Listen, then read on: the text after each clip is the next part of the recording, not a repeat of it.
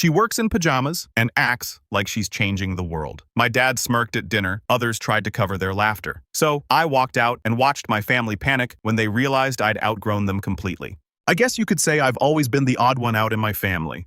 Not in a dramatic black sheep kind of way, more like I was the quiet puzzle piece that didn't quite fit into the loud, boisterous picture my parents loved to frame our family as.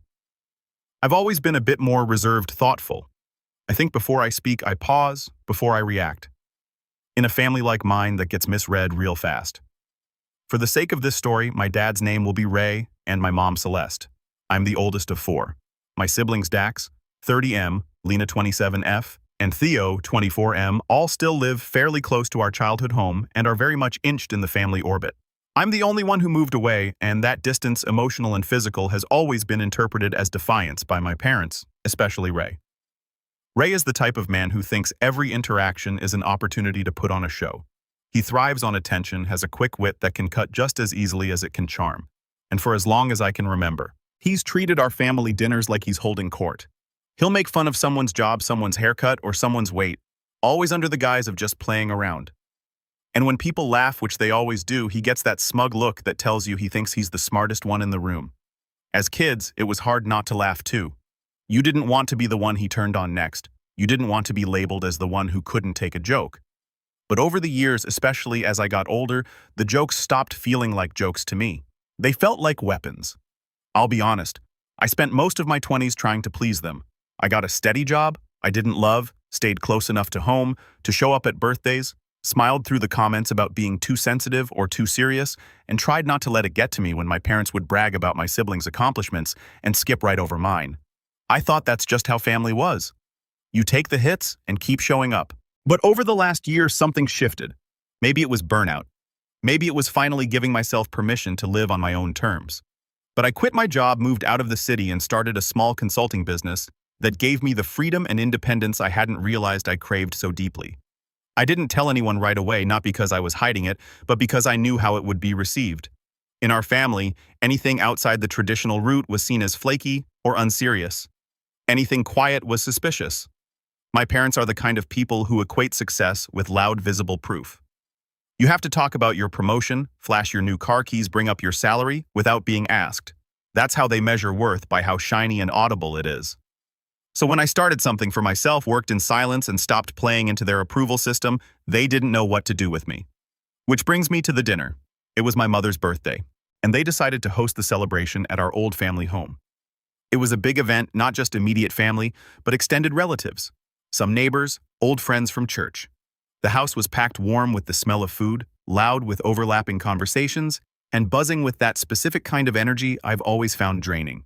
I hadn't been home in a while. Not because I was avoiding them exactly, but because I'd been busy building something new, something that felt like mine for the first time in a long time.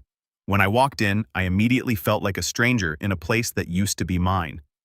The photos on the walls hadn't changed. But somehow the way people looked at me, had I got the usual greetings, the polite hugs, the "oh wow, it's been ages." The side comments like, "we weren't sure you'd show."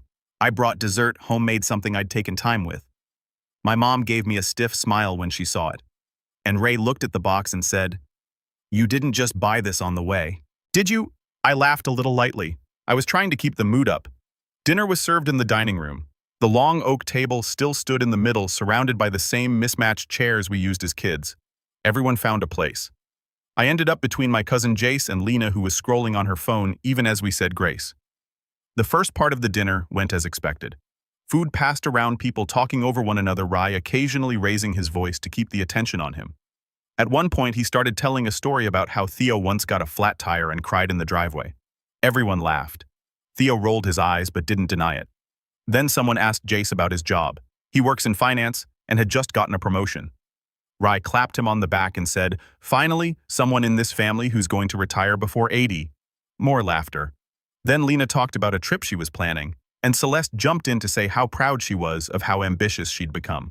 Then, and I should have known this was coming, my mom turned to me and said, "Myra's been working on something too, haven't you?"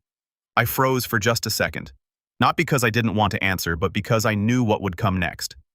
I gave a brief, quiet summary, just said I'd started consulting and that things were going well. Nothing boastful, just enough to acknowledge the question. That's when Ray leaned back in his chair, looked around the table with that familiar grin and said, "Oh, that's right. Myra's little startup. You know, the one where she works in pajamas and convinces herself she's changing the world from her couch." The room burst into laughter. I didn't. I felt heat crawl up my neck, not from shame but from the quiet, slow realization that this was never going to change. Not for me, not in this house, not in this family. And this time I didn't try to explain. I didn't laugh. I didn't correct him or offer proof that I was doing well.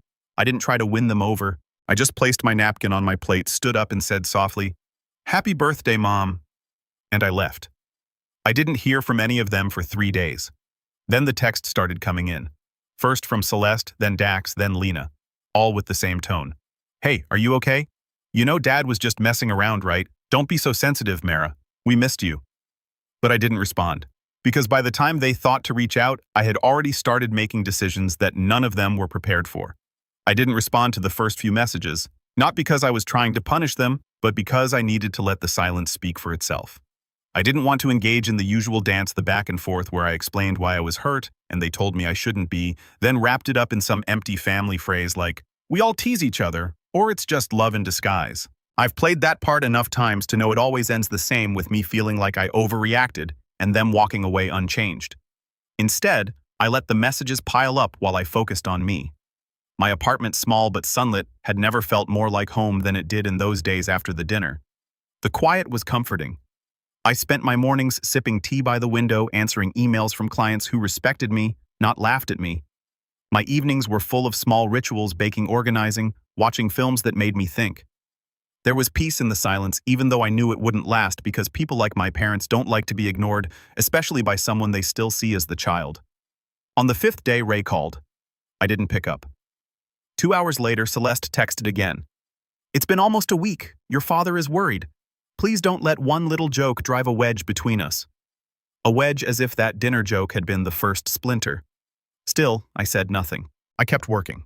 I onboarded 2 new clients that week and even scheduled a brand photography session for my business. I was moving forward, something I don't think any of them believed I was capable of. And maybe that's why the following weekend, they showed up unannounced. I was just finishing up some reports when I heard the buzz from the building's front door. I glanced at my phone and saw 2 missed calls from Dax. Then the intercom rang. I stood there, not moving. Then came the knock on my actual door. Loud, familiar. I didn't have to look through the peephole. I knew. I opened the door slowly. Sure enough, there they were. Ray standing with arms folded like a disappointed coach. Celeste holding a store-bought pie like it was a peace offering. And Dax awkwardly holding his phone like he was half expecting to live stream this mess. "Mira," my father said, tone neutral. "We need to talk." I didn't step aside. He sighed. That exaggerated sigh he always used when he thought I was being difficult. "You've made your point. You're upset. But dragging it out like this isn't healthy." "I didn't ask you to come," I replied. My voice was calm, measured. That seemed to throw them a bit. Celeste stepped forward, giving me that half-tilted head she always used when trying to appear gentle. "We just want to understand, honey. This whole thing has gone too far. Your father didn't mean any harm."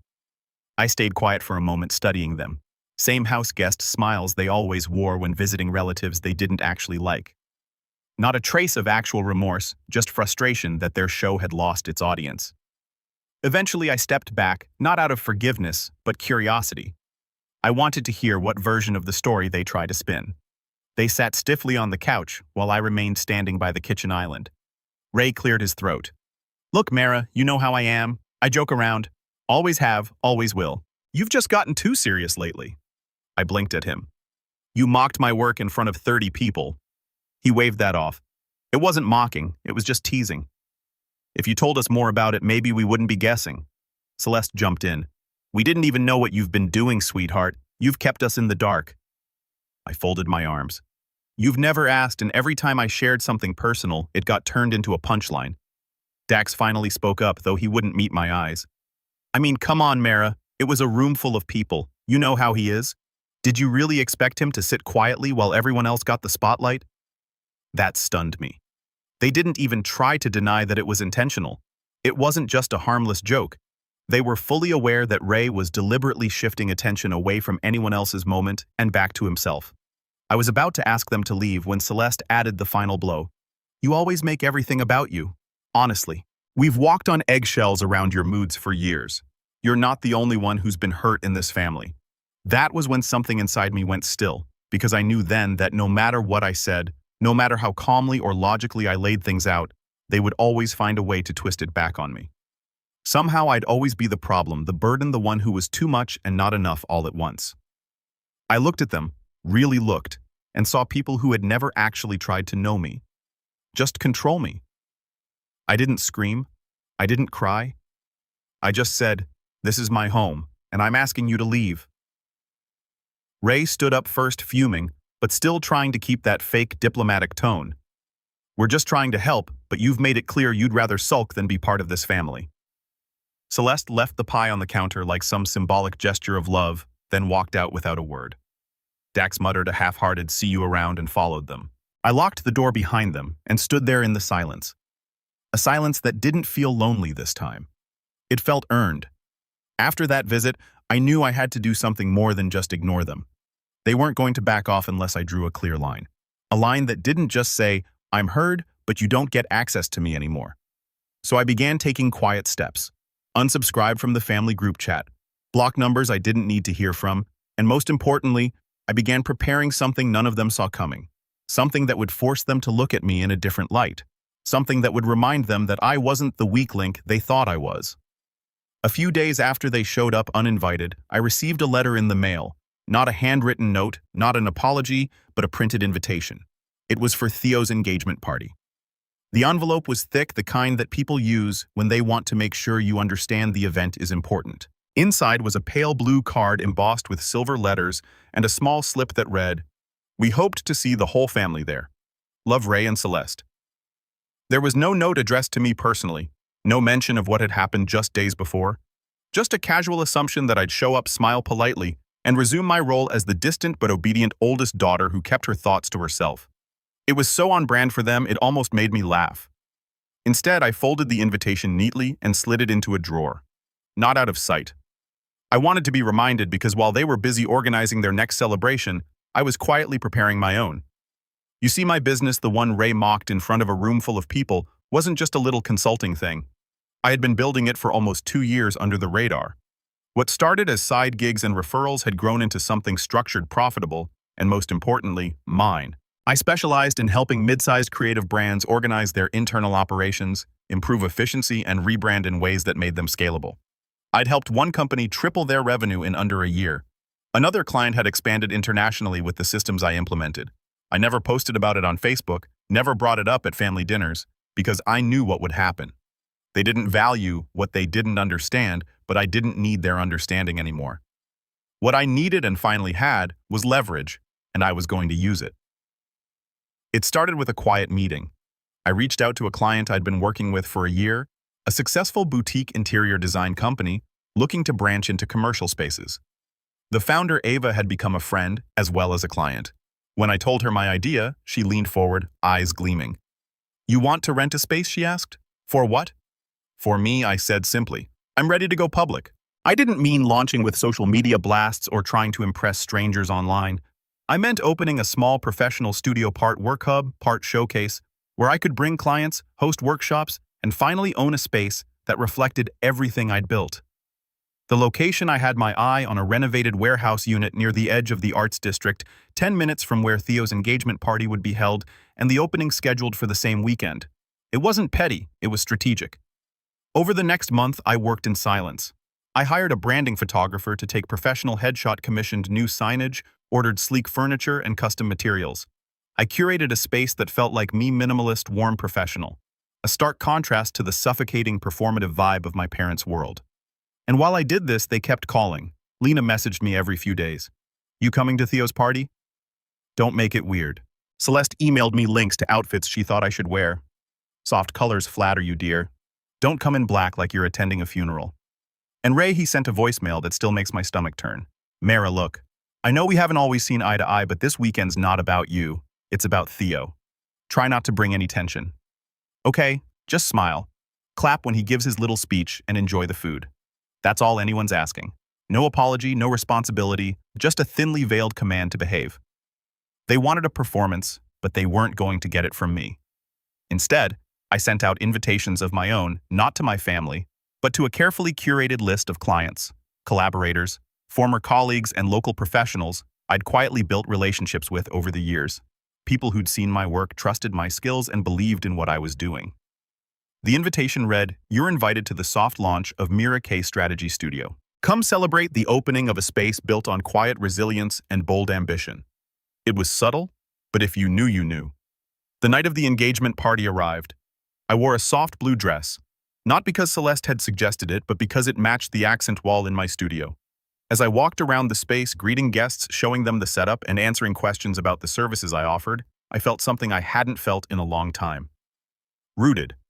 This was my space, my pace, my rules. A few of my guests mentioned they had driven past Theo's party on the way in. "Looked crowded," one of them said. "Bit over the top for an engagement party, don't you think?" I just smiled and nodded. I didn't need to be at Theo's party clapping politely in a corner while Ray made jabs about who was next to get married or whose career was real. I was exactly where I needed to be. And then came the moment I wasn't expecting a knock on the door. The soft launch was winding down, and most of my guests were either chatting in small groups or getting ready to head out. I opened the door expecting maybe a late-arriving invitee. It was Lena. She looked different, not just because of the party dress or the dramatic makeup. She looked agitated, like someone who had just walked through a storm. "Wow," she said, stepping inside without waiting for an invitation. "So this is what you've been doing?" I stayed quiet, watching her eyes dart around the studio. Her expression shifted. Part impressed, part offended. "I thought you were sick or something," she continued. "You skipped Theo's party.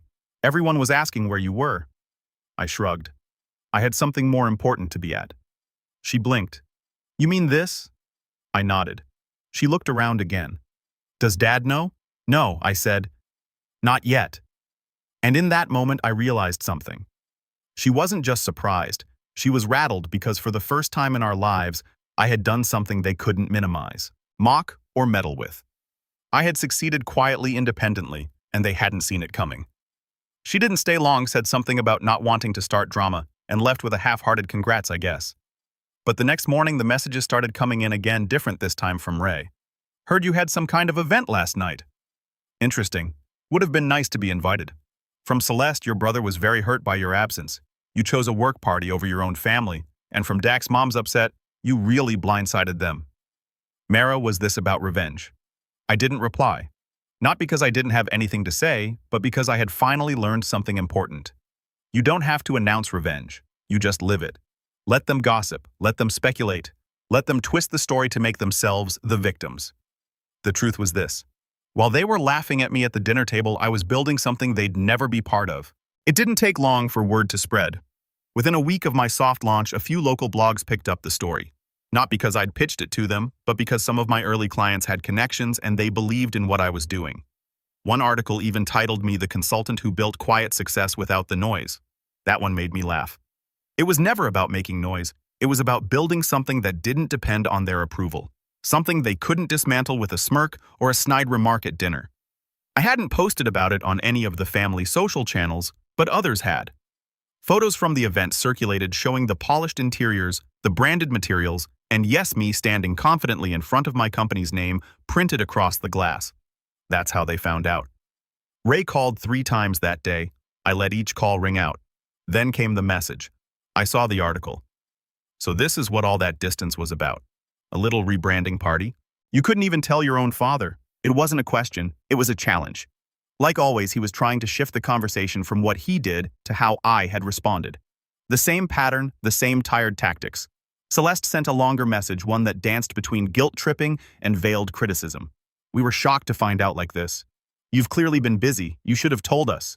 This family may not be perfect, but we've always loved you. It's hurtful that you've cut us off over a joke. Are you really going to throw away decades of family over one night?" They still didn't get it.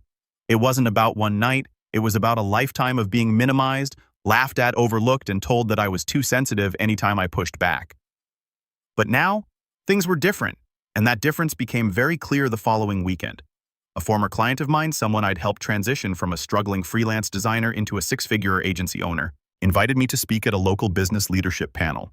It was a small conference, but well attended by the regional business community. I almost said no, but then I found out who else would be there. Ray, he wasn't speaking. He was attending as a guest of another company. His old firm had merged with a larger entity, and he'd taken a more advisory role, as he liked to call it. I knew what that meant. He wasn't in charge anymore. When I arrived, I kept my distance. I didn't try to make a scene. I simply found my seat on the panel, clipped on my mic, and waited for the moderator's cue. The panel lasted an hour. We each shared our journey, challenges, lessons learned. I spoke clearly, not with bitterness, but with certainty. I talked about what it was like to grow a business without mentorship or family support. How sometimes the loudest doubters are the ones closest to you, and how silence, when used with intention, can be more powerful than any argument. When it was over, people clapped. A few approached me afterward. One, a quiet older man with a calm presence, said, "You must come from strong stock. To build what you've built alone takes steel." I almost laughed at the irony, but I just smiled and nodded. I didn't see Rai until I was walking toward the parking lot. He was standing near the exit, arms folded, expression unreadable. When he saw me, he stepped forward. "That was quite the speech," he said. His tone was casual, but there was tension behind it. "You really know how to make a point without saying names." I looked at him. "You said it, not me." He paused, like he expected me to fill the silence. When I didn't, he tried again. "I'm still your father, Mara. We may not see eye to eye, but I'm not the enemy." I tilted my head. "You're not the enemy, but you chose your pride over your daughter's dignity for years. That's not something I can forget or ignore." He sighed. "So that's it then. You're just done with us." I met his eyes. "I'm done pretending you were ever on my side." Then I walked past him. I didn't turn back, not even when he muttered my name under his breath. The months that followed were quiet, at least from them. No more invitations, no more voicemails. A kind of Cold War silence that I welcomed. My business continued to grow. I partnered with another firm to expand into organizational coaching. I hired a part-time assistant. I started speaking at universities. My name began to mean something, and not just in my small circle. And as for my family, well, Lena reached out once more through a mutual friend. She wanted to know if I'd reconsider attending the wedding. I declined, not out of pettiness, but because I didn't need to be the afterthought in another family event, the one they tolerated for appearances.